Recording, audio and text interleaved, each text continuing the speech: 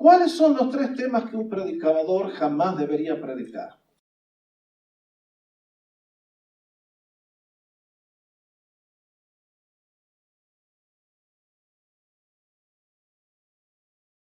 Bueno, ustedes que son creyentes ya tal vez se olvidaron de cómo eran antes de que venían a la iglesia.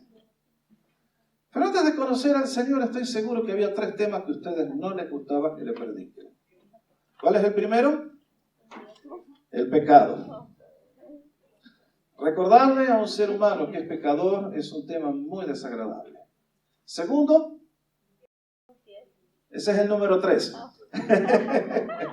Número 2, la muerte. Tercero, la posibilidad del infierno. Años atrás, cuando estaba en Argentina, estuve un año estudiando en Buenos Aires en un colegio bíblico y teníamos un profesor que era muy práctico. Nos decía, si te sentís mal, anda a la calle a repartir invitaciones, vas a ver cómo se te va la depre rápido. Y tenía razón el hombre, era muy buen pastor. Si usted algún día anda medio tristón, medio cabizbajo, salga y haga algo positivo por alguien y va a ver cómo enseguida se levanta solo. Pero siempre recuerdo que una vez, como parte de una clase suya, nos dijo, bueno, quiero que hagan una encuesta y salgan a golpear puerta por puerta y lleven este cuestionario a ver qué respuestas se encuentran. Y la primera pregunta era, ¿cree usted que hay un cielo? Y si hay un cielo, entonces la pregunta era, ¿quiénes son los que entran allí? ¿O por qué tienen derecho a entrar en ese lugar? La primera pregunta, como se dan cuenta, no había muchos inconvenientes. Para nosotros que hemos sido educados por el cristianismo, no importa qué versión o qué superficialidad o no, básicamente en Latinoamérica todos creemos que hay un cielo y un infierno, ¿no es cierto? Hasta Cantinflas hacía de sacerdote, así que ¿por qué no? Ustedes saben. Entonces todos creemos en un cielo y en un infierno. Pero la pregunta se ponía spicy cuando uno decía, ¿y qué tiene que hacer una persona para ser admitido al cielo? Ahí la cosa se ponía muy variada. Nunca voy a olvidar a un caballero que por poco me golpea y me dice, es de muy mal gusto lo que están haciendo ustedes. Que nos vengan a hablar del cielo y del infierno, eso no le concierne a usted, ni le debe importar, ni se debe meter. Eso es una cosa mía y a usted no le interesa y váyase de acá. Ustedes se dan cuenta que la carta de San Pablo a los romanos está justamente tratando con las grandes cuestiones de la vida. El cielo y el infierno, la vida y la muerte. Dios, el mundo, el cosmos, todas las cosas que pasan y por qué pasan. Y sobre todo el tema que Pablo está tratando con lujo de detalle y por qué tan enfático es cómo un hombre, una mujer contaminado por el pecado se pueden poner bien con Dios y ser admitidos al cielo. Si ustedes y yo hemos seguido este estudio, a partir del capítulo 3, versículo 21, si hemos escuchado lo que el apóstol Pablo nos dice, la persona que ha creído en Cristo puede hacer 3 afirmaciones. La primera, estoy justificado. La segunda, estoy redimido. La tercera, Dios está propiciado y yo soy salvo por la fe en Cristo Jesús. ¿Se captó? Lindo repaso. El viernes pasado vimos con ustedes la conclusión del capítulo 3 a partir del versículo 27, donde Pablo hace esta pregunta, ¿dónde pues está la jactancia humana? ¿Dónde queda? Y contestó de una manera muy fuerte y dramática en el 28, concluimos pues que el hombre es justificado por la fe sin las obras de la ley. Marque esa declaración. Ahora la va a ampliar en el capítulo 4, donde versículos 1 al 8 que acabamos de leer. Lo que vimos en el 3, 27 y 28 lo amplía ahora en el 4, 1 al 8. ¿Me siguen? ¿Se entiende? El segundo tema que trató es que Dios es un Dios que tiene un solo camino de salvación. No es por ritos humanos. Lo vimos en el 3, 29 y 30. ¿Es Dios solamente Dios de los judíos? No. Y eso lo va a ampliar ahora entre los versículos 9 al 12. Ese es el tema de la semana que viene. ¿Está bien? Que la salvación no tiene nada que ver con ritos ni ceremonias. Y el tercero es que dijimos la semana pasada en el versículo 31 Esta salvación corrobora, confirma la ley de Dios. Y dijimos que la confirmaba en 3 aspectos y que ahora Pablo, en la segunda parte de este capítulo, a partir del versículo 13 hasta el 25, va a tratar el tema de los enemigos de la fe. ¿Se va a acordar? Esta semana, ahora ya sabe lo que dice el capítulo 4 y lo puede entender cuando lo lea. Amén y amén. Vamos, compañeros. Vamos por parte. La salvación tiene su origen en la gracia de Dios. Capítulo 3, 21. Nos dice que fue obtenida por la redención de Cristo. Nos dice que es apropiada por nuestra fe en su muerte y en su obra. Ahora, Pablo, como era un excelente predicador, ¿qué va a hacer? Ustedes que son todos muy inteligentes, ¿qué es lo único que se acuerdan de mis brillantes sermones? Del sermón del domingo pasado se olvidaron todas mis palabras, ¿correcto? Pero se acuerdan de las 2 ilustraciones que les conté. Una, ¿cuál era? La de los que mataron a Sharon Tate, estoy seguro. Sí, me acuerdo que el pastor la contó esa. ¿Se acuerdan? Y la otra, la de la mujer que se le quemó la casa y se olvidó la hija. Ustedes y yo necesitamos que a las verdades abstractas alguien las haga sencillas. ¿No es así? Ustedes no entendemos algo y decimos, por favor, me lo puede ilustrar. Me lo puede hacer más claro. Esto que usted está hablando está medio complicado. Eso es lo que Pablo va a hacer ahora. Va a ilustrar lo que nos ha estado diciendo con 2 ejemplos vivientes. El caso de Abraham, el caso de David. Me imagino que Pablo todavía está contestando las preguntas que le hacen las personas que lo encuentran en la sinagoga cuando él anda predicando el evangelio por todo el mar Mediterráneo. Y estoy seguro que más de uno le debe haber dicho, pero está bien, usted nos habla que la salvación es por fe en Jesús. Pero ¿y Abraham? ¿No fue salvo por las obras? ¿Y David? Ese sí que metió la pata en grande. No perdió la salvación ese hombre. Y Pablo tiene que venir al punto de que va a tomar a los 2 personajes más notables en la historia de la nación. El equivalente de lo que un católico latinoamericano es María y Pedro. Para el judío eran Abraham y David. Abraham por ser el padre de la nación. La nación hebrea comenzó en Génesis 12 con la vida de Abraham, con el llamamiento de Abraham a dejar su tierra y servir al Señor. Y luego de años, en la escena aparece el rey David, que hasta el día de hoy ha sido el líder político, militar, el genio más grande que ha tenido la nación.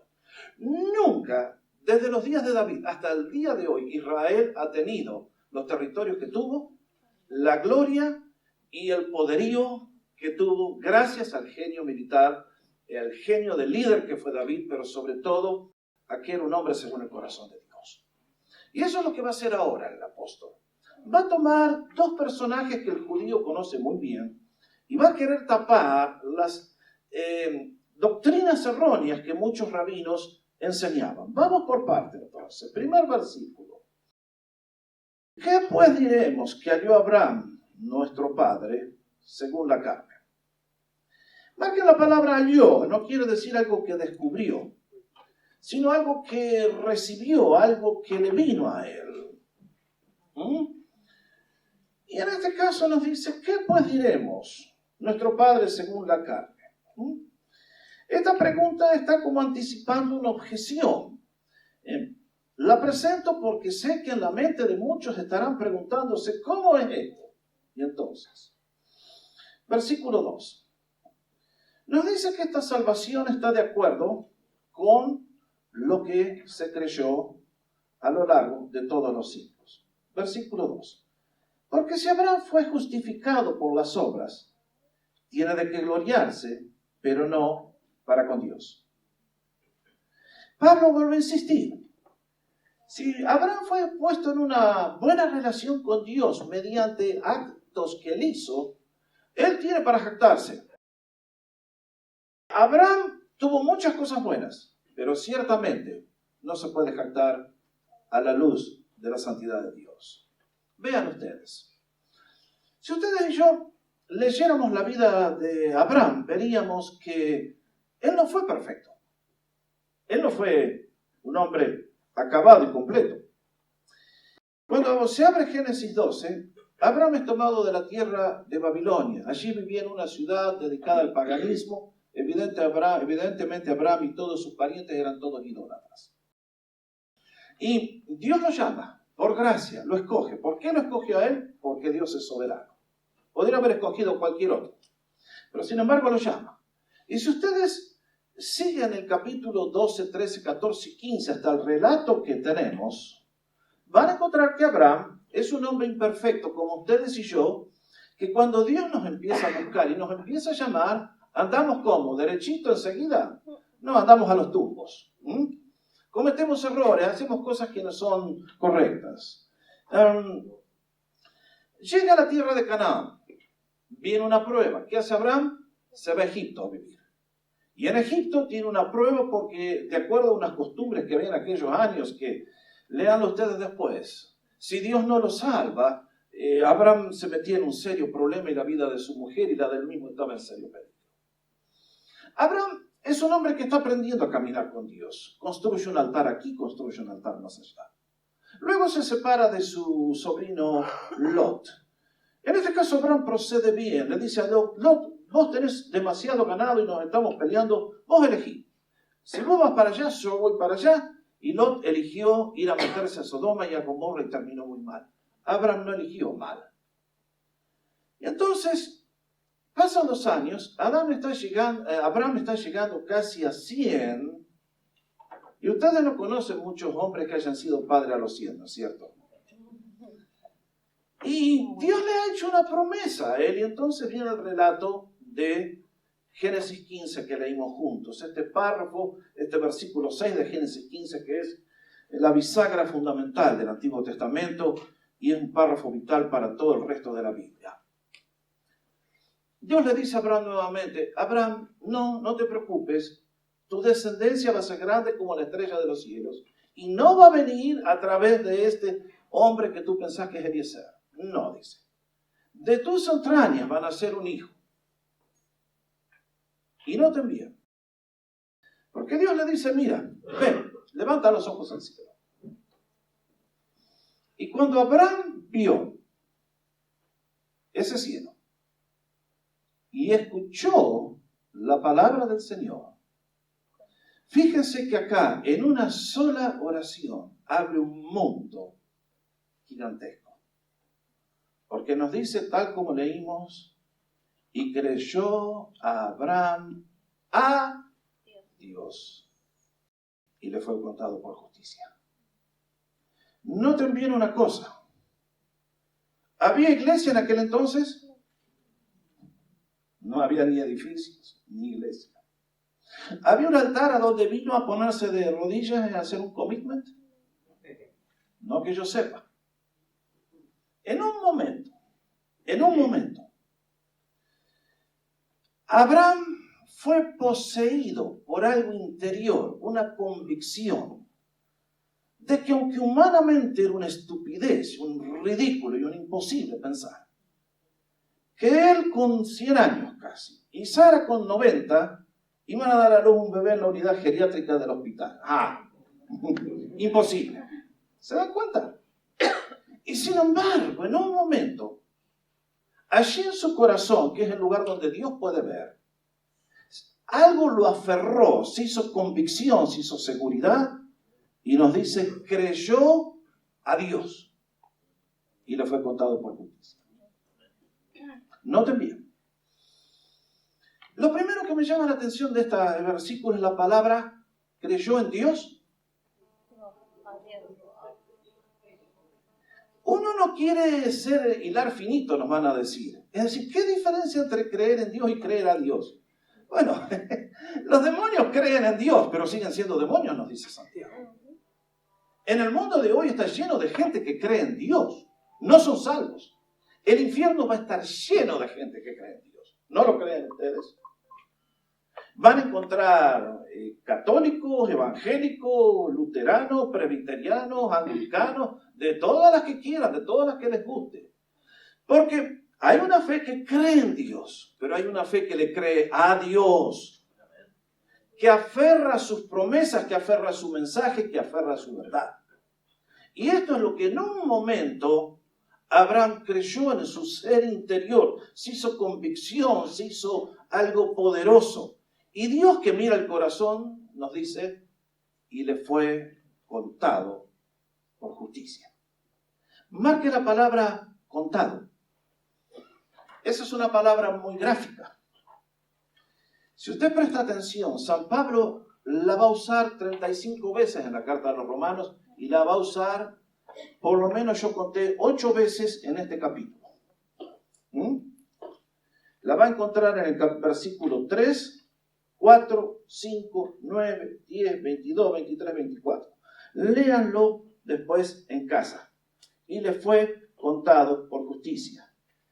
La palabra contado significa literalmente acreditarle algo a alguien que ni siquiera tiene una cuenta bancaria.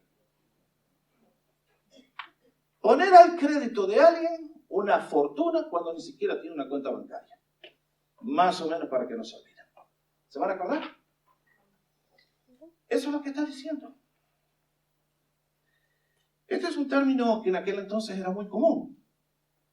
Si ustedes quieren buscar, les pido, van a tener que hacer una excavación arqueológica, busquen Filemón. Nuevo Testamento, los voy a ayudar. Gracias. Entre la carta a los hebreos, y Tito, por ahí, una cartita muy cortita que escribe San Pablo, es apenas un capítulo, ni siquiera capítulo tenemos acá, porque un solo capítulo, 25 versículos. Y aquí van a encontrar esta misma expresión que dice Génesis 15:6 y Romanos 4:3. La vamos a encontrar en el caso del apóstol Pablo. La historia era que San Pablo guió una familia al Señor que tenía esclavos y Onésimo, uno de ellos, se escapa a Roma y este muchacho está en peligro. Pero vaya planes misteriosos del Señor. Cuando Onésimo estaba en Roma, se encuentra con Pablo y Pablo lo guía a los pies de Jesús. Y Onésimo era esclavo del pecado, pero ahora queda libre en Cristo. Y Pablo le dice a Filemón, se ve que trabajó con Onésimo y le dijo, mira, vos tenés que volver a tu dueño, vos tenés que volver a tu amo. Y entonces se escribe esta carta que llegó al Nuevo Testamento. Pablo está en Roma, le quiere mandar de regreso a Filemón a su casa y le dice, recíbelo no ya como un esclavo, sino como un hermano que te va a ser muy útil. Y entonces, por las dudas, como el apóstol era un hombre de Dios tan increíble y tan generoso, en el versículo 18 dice, y si en algo te dañó, te debe, ponlo a mi cuenta. Esa es la misma palabra. Es la misma palabra. Ponlo a mi cuenta, debítalo en este caso. Bueno, en el caso de Abraham no fue debitado. Abraham tenía una credit card, no una ATM. En este caso le fue acreditado a Abraham, no le fue debitado. Y mis hermanos, la importancia que tiene todo esto es fundamental. Porque para las personas que piensan que la salvación de alguna manera se mantiene, se afirma con las convicciones, con las obras, con las acciones, quiero reiterarles, lean el siguiente capítulo de Génesis, van a ver la metida de pata que se manda el compañero Abraham. Porque pasan los años y la promesa de Dios no se cumple. Y entonces dijeron, ¿y cómo se va a cumplir esto? Entonces la señora Sara le dice a Abraham, bueno, tal vez tenés que, bueno, ahí tenés una sierva, andá y hace algo con ella y a ver qué pasa. Y Abraham tapándose la nariz fue. Los hombres se ríen, Y vaya despiole el que nos creó a Mr. Abraham, porque en el día de hoy de ese pecado tenemos el mundo como está en el Medio Oriente. Y va a traer el colapso final con la lucha entre árabes y judíos. Se sabe que la historia va a terminar con una hecatombe por ahí, gracias al pecado de Abraham. Por lo tanto, Abraham es un hombre imperfecto. ¿Tenía algo para justificarse delante de Dios? Nada. Pero uno dice, ¿por qué Abraham? Porque saben una cosa, había rabinos que enseñaban que Abraham nunca había pecado. enseñaban que Abraham fue un hombre perfecto. Ustedes saben que hay libros que nosotros no aceptamos en la Biblia, le llamamos libros apócrifos. Son libros escritos por escritores judíos que no fueron inspirados divinamente y escribieron cosas que a ellos pensaban que estaban muy lindas. Bueno, algunos judíos, de esos rabinos, decían que Abraham fue un hombre que vivió perfectamente y por sus méritos merecía la salvación. Y, es más, decían que cuando el pueblo de Israel llegó al Mar Rojo bajo el liderazgo de Moisés y el agua se tenía que abrir, que Dios le dijo a Moisés, por la fe de Abraham, yo te voy a abrir el Mar Rojo a ti. O sea, los rabinos decían un montón de cosas así. Y entonces ahora Pablo, tiene que tomar este ejemplo y recordarles, miren, Abraham no fue ningún santo. Cometió pecados como todos cometemos, no tenía nada de qué valerse delante de Dios, y cuando él, en un acto de fe, creyó a Dios y a su promesa, le fue contado por justicia y fue colocado en una buena relación con Dios. Y entonces San Pablo, como todavía está pensando que la gente no lo agarró, va a dar una comparación, versículos 4 y 5.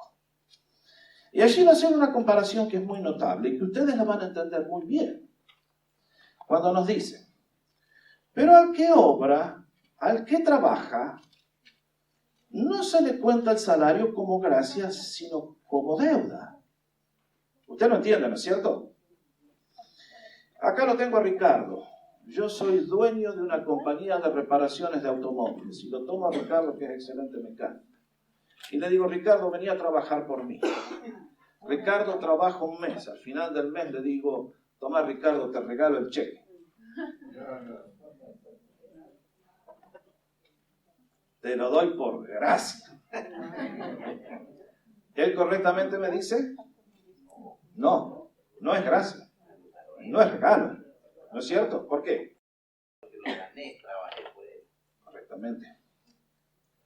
Si una persona quiere justificarse con Dios y trabajar y ganárselo, Dios está en deuda con él. Pero dice Dios, no va por ahí la cosa. Pero entonces el versículo 5 nos da la otra cara. Más al que no obra.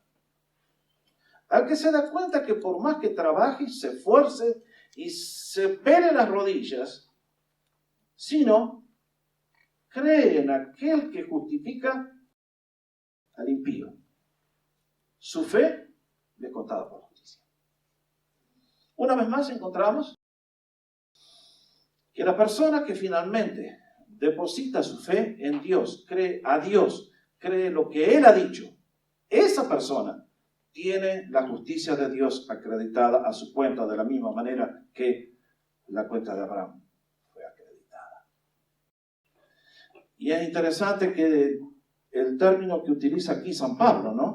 Marquen el término impío. Ese a usted no le gusta ni a mí tampoco. Pero el término que usa aquí es el hombre, la persona, quiere decir un impío que no tiene ni más mínimo conocimiento de Dios. Es un profano, es un idólatra, es alguien que blasfema a Dios. Eso es un impío. Es lo peor de lo peor. Pero nos dice, al peor de lo peor, Dios lo justifica. No porque trabaje y tenga algo que se pueda ganar o quiera ganar, si lo pueda ganar. Es imposible. Sino pura y exclusivamente por la fe. Y entonces le acredita la justicia. Ahora marquen bien. Porque ahora San Pablo va a hacer un ejemplo que es lo inverso. En el caso de Abraham, le acreditamos a la cuenta una billonada de dólares, para ponerlo de una figura que se le entiende. Pero ahora va a hablarnos de un hombre a quien Dios no le cargó la cuenta, sino que le dejó el castigo en suspenso. Ilustración. A partir del versículo 6 va a hablar de David, el gran héroe de la nación judía. Si ustedes leen la vida de David, se tienen que quedar impresionados, ¿no es cierto? David fue un hombre muy notable desde cualquier punto de vista que uno lo analice. Fue dotado de talentos increíbles. Fue un muchacho que tuvo un vigor y un valor y cualidades de líder muy destacadas. Pocos como él, y sin embargo, creo que lo que más lo distinguió a David, por eso ocupa, ustedes saben que la vida de David es la que ocupa más espacio en la Biblia, son 64 capítulos que es de la vida de David, de ningún otro se habla tanto. Y de este muchacho notable, tomado del rebaño de las ovejas, nos dice que era el hombre según el corazón de Dios. Era el hombre que idealmente había cumplido los planes del Señor de una manera como ningún otro lo pudo cumplir. Y cuando uno analiza la vida de David y el amor que él tenía por el Señor, lean los salmos y se van a dar cuenta que es una vertiente continua de amor, de adoración, de devoción a Dios. David fue un hombre notable.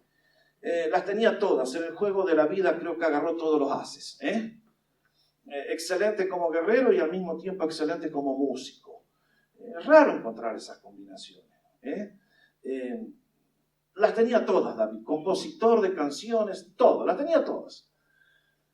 Pero David, al igual que todos, con todas las oportunidades que tuvo, con todas las bendiciones que Dios le dio, con todas las cosas que Dios lo utilizó para hacer, ustedes saben que tuvo un día que cometió un pecado muy serio. Llegó a cierta edad, ya no tenía ganas de ir al frente de batalla como cuando era joven, se quedó en el palacio y entonces la historia nos dice que conoció a Betsabé, cometió adulterio con ella y luego, para poder tapar la falta, hizo todo un complot. El marido de la mujer no mordió el anzuelo y David lo manda a asesinar. Fue un crimen perfecto, nadie lo descubrió, nadie lo vio. Excepto uno solo. Qué mala pata, él siempre anda mirando. Qué lástima. Siempre tiene que estar espiando por el ojo de la cerradura. Bueno, al Señor nos dice que no le agradó lo que hizo David. Y David pasó un año en silencio con esa falta toda tapadita, pero como leímos juntos en el Salmo 32, comenzó a secarse por dentro y a autodestruirse. Y finalmente Dios, en un acto de misericordia, lo llama a Natán, su profeta, y le dice: anda a ayudar a David. David está sufriendo, está encarcelado y vos lo tenés que liberar, pero va a ser doloroso. Esto es lo que pasó. Y entonces es así que Natán va a confrontar al rey. La tarea era muy peligrosa, porque David, teniendo la espada y siendo el rey, podía ordenar cortarle la cabeza al profeta. Eso es lo que muchos han hecho a lo largo de la historia. Y en este caso, Natán va con humildad. Pueden leer la historia en 2 Samuel capítulo 12. Le cuenta una historia y David mordió el anzuelo y entonces le dice: tú eres el hombre que cometió ese pecado tan serio. Y David, viéndose acorralado, descubierto, tenía dos opciones: ponerse duro y arrogante o humillarse en la presencia de Dios, humillarse delante del profeta y pedir perdón. Y David eligió pedir perdón. Costoso, doloroso, pero prefirió ponerse bien con Dios, aunque le costara lo que le costara, antes que intentar lo que hizo el rey anterior, que se llamaba Saúl, y cuando Samuel lo confrontó con su pecado, dijo: no, momento, yo acá hay que mantener la imagen delante de los líderes, por favor, no me vengas con estas cositas, Samuelito, por favor, retírate de aquí. Y el hombre perdió el trono y terminó muy mal. Pero en este caso, después que ha recibido el perdón, es que David escribe el Salmo 32. Una vez que posiblemente el bebé que había nacido de ese acto ya estaba muerto, una vez que la conciencia se le calmó, una vez que ya David tenía paz interior y que finalmente se dio cuenta de que, a pesar de que se merecía ir a la silla eléctrica 2 veces por asesino y por adúltero, que Dios, al ver su arrepentimiento, lo perdona, es que escribe entonces el Salmo 32. Y en este caso nos muestra lo que es el otro lado de la justificación. Que mientras a Abraham le acreditaron la justicia de Dios, por la fe ante el quebrantamiento de David, al pedir perdón, al humillarse ante Dios, Dios no le bajó la guillotina. Por eso noten bien lo que dice, versículo 7. Bienaventurados aquellos cuyas transgresiones, leímos en el Salmo 32, aquí está iniquidades. Bienaventurados, inmensamente felices, espiritualmente prósperos, aquellos, ¿quiénes? Cuyos transgresiones, iniquidades. La palabra significa cruzar el límite. Voluntariamente hacer aquello que es contrario a la voluntad de Dios que sabemos y que la conozco y sin embargo lo voy a hacer a pesar de todo. Es hacer el mal positivamente. Dice, cuyos pecados son cubiertos. El término pecado, lo dijimos muchas veces ya en este estudio, quiere decir errar al blanco, correctamente. Bienaventurado el hombre que cuando erró feo, que abusó el poder, que cometió adulterio, ha recibido una bendición. ¿Cuál es? Ya la vemos. Bienaventurado el varón a quien el Señor no. Y marquen la palabra inculpa. Es la misma palabra del versículo 3, cuando nos dice que le fue contado por justicia. Es el mismo término el griego. Allí, el apóstol Pablo lo que nos está diciendo es que David lo que está diciendo, bienaventurado, feliz, el hombre a quien Dios no le carga la cuenta cuando ha cometido algo.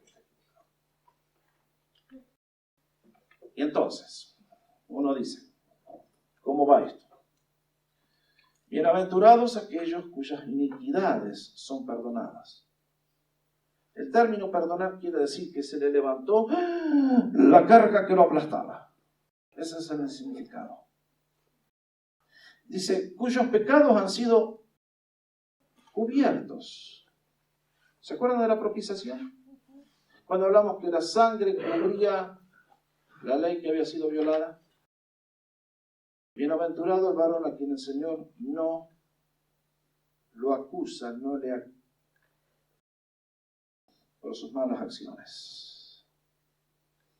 Y cuando uno llega a este punto, hermanos, volvemos a enfatizar lo que hemos venido diciendo. El apóstol quiere que todos comprendan, una vez más, que esta salvación gloriosa que el cristiano goza es pura y exclusivamente por la misericordia de Dios, por la gracia de Dios, se obtiene por la muerte de Cristo y se aferra cuando la persona finalmente cree a Dios, cree en Jesús, en su persona, como dijimos, en su obra, en todo lo que es y todo lo que ha hecho en nuestro favor. Ilustración. Miren lo que es el poder de las buenas ilustraciones. Tenía 8 años cuando el predicador que visitaba la iglesia contó esta historia. Nunca me la he podido olvidar y es una muy buena ilustración y se las cuento a ustedes. Pero esta historia tenía que ver con gente de la India que se ganaba el dinero haciendo buceo por perlas. Y un misionero evangélico llegó hasta el lugar donde estaba este pueblo, comenzó a predicar el evangelio y trabó amistad con uno de los nativos allí y pasaron los tiempos. El misionero le explicó que no es por obras, que es por gracia, que no es por obras, que es por gracia. Este hombre no la podía entender. Con todas las cargas del hinduismo, no podía entender.